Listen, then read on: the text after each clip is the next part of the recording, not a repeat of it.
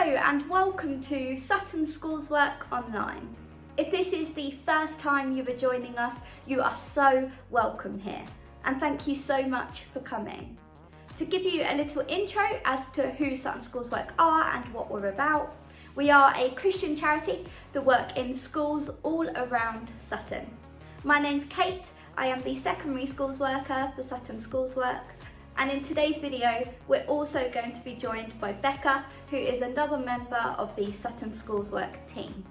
So, to get into today's topic, we're going to be talking all about a man named Abraham. Now, you might recognise that name and we'll give you the opportunity to think about that in just a minute. But we're thinking about Abraham and his choices that he made throughout his life. So, let's get into it. So, our very first question for you. Who is Abraham? Well, firstly, he is quite an important man in more than one faith. So, if you know who Abraham is, that's great. If you could just write down your answers or just think about them in your heads, that's absolutely fine. But if you don't know, that's also fine. Just take a guess. So what we're going to do now, we're going to pop the question up on the screen and pause the video there for as long as you'd like and answer that question.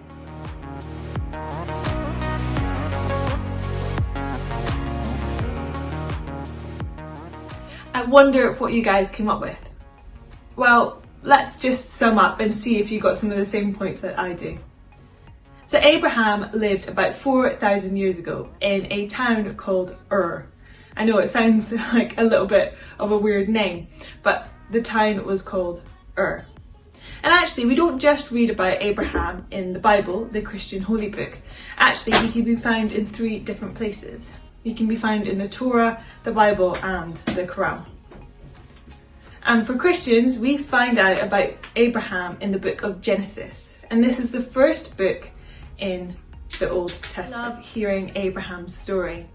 He was an amazing man of God who really trusted God in his life. Not only that, but his story is full of amazing twists and turns. There's adventures to unknown places. There's some stuff going on between him and his wife that's really interesting and challenging as well. There's a destruction of cities, there's war, and at one point he's even asked to sacrifice his own son. Sounds a bit like I'm reading the script off a dramatic soap opera. But all of this happened, and throughout all of this journey, Abraham trusted God, and God worked through Abraham and in his life. As we learn more about Abraham in this lesson, I'm sure you recognise there's so much going on, we won't be able to cover everything in detail. But I hope that as we whiz through this journey of Abraham, you'll get to learn more about who he is. For me, I like to sum up Abraham's life in 6 words. God, promises, choices, changes, moving, and children.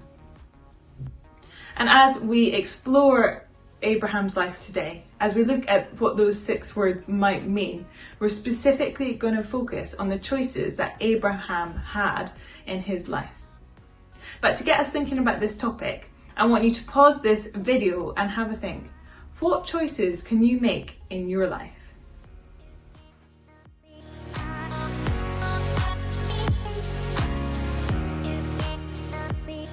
So I wonder what choices you have made in your life and perhaps what choices you might have to come. Now you're in secondary school, you might have thought about things like what you're going to be taking for GCSE, or the kind of friends you hang out with, or it could be as simple as the kinds of things that you choose to have for lunch. So, next, what we're going to be talking about is a little bit more about Abraham's life and the choices that he had to make. Okay, so this is Abraham. And this is Abraham's wife, Sarai. Now, at the beginning of the story, Abraham is actually called Abram. And that's because God decided to change his name about halfway through his life to Abraham. And that's because Abram means many, and Abraham means father. Now, we're going to find out a little bit more about that and why that's so important later on in this video, so keep watching. So, Abraham was about 75 years old when he had settled into his hometown with his wife Sarai. Then, God decides to say to him, right, I want you to pick up everything you own, all of your possessions, your animals, the servants that work for him, and move to the place that I will show you. He didn't have a clue where he was being sent. He just had to trust God that he had it in his plans for his life. So imagine now being in Abraham's shoes. Imagine being told to pick up all of your belongings, everything you owned, and taking them to a place where you didn't even know where it was or where you were going. That is exactly what Abraham did. Yet he was trusting God throughout his plans. In some ways, I really relate to Abraham and how he feels right at this moment in time, being asked to move to a faraway place. When I was younger, I grew up in Scotland, as you can maybe tell from my accent, and all of my family and my extended family lived there. So not just me and my parents and my siblings, but also my grandparents, my aunts and uncle, and my cousins. We used to see them quite a lot. But when I was 7 years old, my parents decided that the best choice was to move to England. And I know we're next door countries, but this felt so far away. I went from living 5 minutes down the road from my grandparents and seeing them every day to it being like a 5-6 hour car journey and only seeing them maybe a couple of times in a year. My whole life changed. Everyone had different accents and I ended up repeating a year of school because the school system's a little bit different and because of where my birthday fell in the year. I had to make new friends from scratch and everything just felt so different and alien. I had lots of different feelings. I was really excited about moving and the adventure and doing all these new exciting things, but also I was really sad about what I was leaving behind. I was anxious about what it might be like and how I might settle in when I got there. Maybe you can resonate with some of these feelings that I had. Maybe not because you've moved country or moved from a faraway place, but that could be as simple as when you moved up to secondary school. Throughout our lives, as we face changes, we can have all of these different feelings too. I hope this can help you imagine maybe what Abraham felt like. Except he didn't even know where he was going. He followed God's direction and trusted that in the midst of this adventure, in the midst of all the anxiety, in the midst of the sadness of leaving somewhere he loved behind, that God knew what he was doing. Okay, so what's going to happen now is that I'm going to read to you from the book of Genesis in the Bible, which is the very first book of the Bible, and throughout this there's going to be some pictures that pop up just here as we go through this story. Now you can find this in Genesis chapter 12 verses 1 to 8. The Lord said to Abram, "Go from your country, your people, and your father's household to the land I will show you. I will make you into a great nation, and I will bless you. I will make your name great, and you will be a blessing. I will bless those who bless you, and whoever curses you, I will curse. And all peoples on earth will be blessed through you." So Abram went as the Lord had told him, and Lot went with him. Abram was 75 years old when he set out from Haran. He took his wife Sarai, his nephew Lot, all the possessions they had accumulated, and the people they had acquired in Haran. And they set out for the land of Canaan, and they arrived there. Abram travelled through the land as far as the site of the great tree of Moreh at Shechem. At that time, the Canaanites were in the land. The Lord appeared to Abram and said, "To your offspring I will give this land." So he built an altar there to the Lord who had appeared to him. From there, he went on towards the hills east of Bethel and pitched his tent with Bethel on the west and Ai on the east. There he built an altar to the Lord and called on the name of the Lord. As we continue to explore this topic of choices, we thought it would be great to play a game. I wonder if any of you have already played the game, Would You Rather? If you haven't, it's really simple. Basically, what I'm going to do is I'm going to read out two statements, and they should appear somewhere on the screen. And I want you to choose which one you would prefer. You have to choose one or the other. You can't say both. I hope this is going to be some fun. If you need to, pause the video as I say each set of Would You Rather questions to give you a minute to decide which you would prefer. Number 1. Would you rather have the ability to stop time or the ability to fly? Number 2. Would you rather be Spider-Man or would you rather be Superman? Number 3. Would you rather only be able to play PlayStation or would you rather only be able to play Xbox?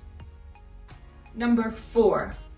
Would you rather always have to tell the truth or would you rather always have to lie? Number 5.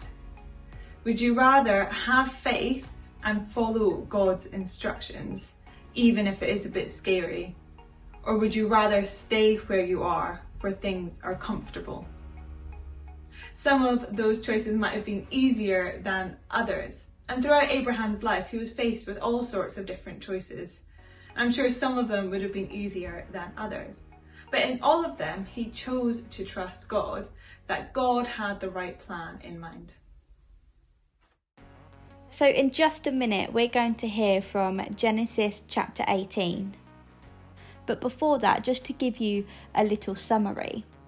God has promised Abraham and his wife Sarah to have children, that he will become the father of many nations, as we described earlier.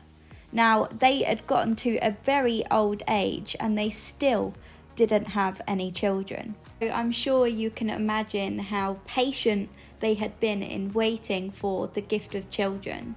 Yet, because they trusted God and they knew God would keep his promises. So now we're going to hear about what happens next. Abraham and Sarah were already very old, and Sarah was past the age of childbearing. So Sarah laughed to herself as she thought, "After I am worn out and my Lord is old, I will now have this pleasure." Then the Lord said to Abraham, "Why did Sarah laugh and say, 'Will I really have a child now that I am old?' Is anything too hard for the Lord?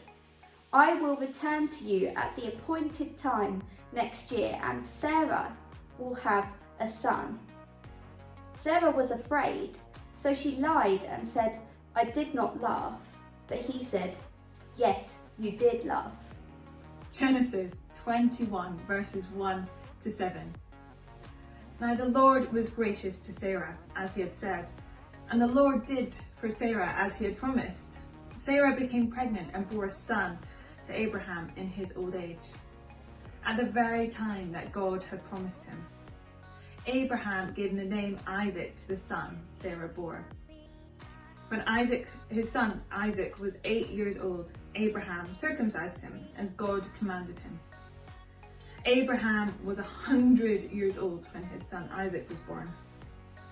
Sarah said, "God has brought me laughter, and everyone who hears about this will laugh with me." And she added, "Who would have said to Abraham that Sarah would nurse children? Yet I bore him a son in my old age." I wonder if you've heard of the trust fall. Basically, it's when one person falls back into someone else's arms, trusting they will catch them. So the only reason you would decide to fall back would be that you clearly had to trust that person wasn't going to let you fall, They were going to do what they said they would.